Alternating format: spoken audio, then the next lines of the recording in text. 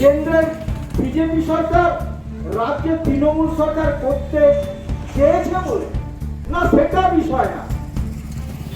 কয়েকটি কথা আমি বলবো, কারণ পরের বক্তাদের জন্য কিছু কথা রেখে যেতে হবে। সেটা হচ্ছে এটাই যে তাতে আমাদের কোনো অসুবিধা হয় না। একটাই অসুবিধা, লোডশেডিং খুব ঘন ঘন হয়। আমরা খালি সরকারকে বা বিদ্যুৎ দপ্তরকে বলতে চাই, এই ব্যবস্থায় বজায় থাক, লোডশেডিংটা বন্ধ করো। তাহলে কেন স্মার্ট মিটার? স্মার্ট মিটার জনগণের জন্য না, স্মার্ট মিটার মূলত কি ব্যাপারে আমরা এখানে তিনটে বিষয়কে কেন্দ্র করে সভাটা করলাম। ডেপুটেশনটা হবে 31 তারিখ। আমাদের কিসের ভিত্তিতে দিচ্ছেন ডেপুটেশন? আমরা সরাসরি একটা কথা বলছি, বর্তমানে যে বিদ্যুৎ ব্যবস্থাটা আছে এই ব্যবস্থাটাই বজায় থাক, আর এর সঙ্গে শুধুমাত্র লোড শেডিংটা যেন না হয়। কিন্তু সরকার হঠাৎ করে একটা স্মার্ট মিটার করার যে চক্রান্ত করেছে, আমরা এর বিরোধিতা করছি।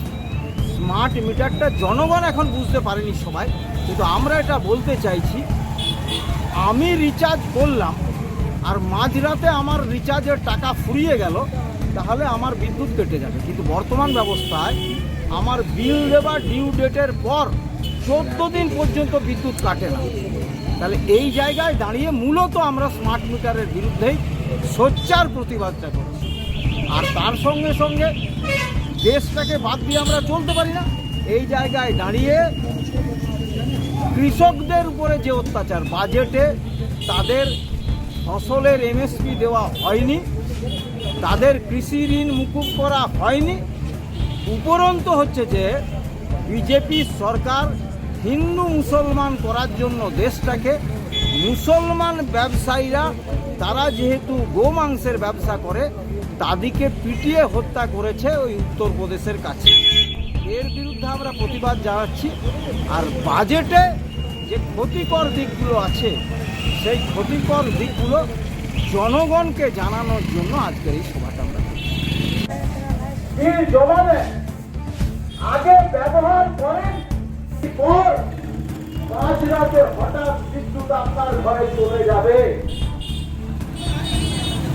লাইনে বিদ্যুৎ আছে, লোডশেডিং হয়নি, বৃষ্টির পর লোডশেডিং হয়ে যায়।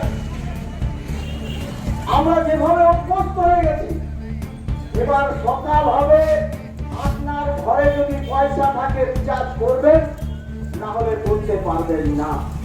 তাহলে সরাসরি ভাবে জনগণের উপর একটা আক্রমণ স্মার্ট মিটার বেরিয়ে গেল। আমাদের হরিদ্বার থেকে এই মাসে হাজার হাজার উত্তরপ্রদেশের ভক্তরা, দিল্লির ভক্তরা, বিভিন্ন আজকে শেষ ব্রেকটাও মেরে দিয়েছে। তবু সঙ্গে সেই ভয় কাঁপছে।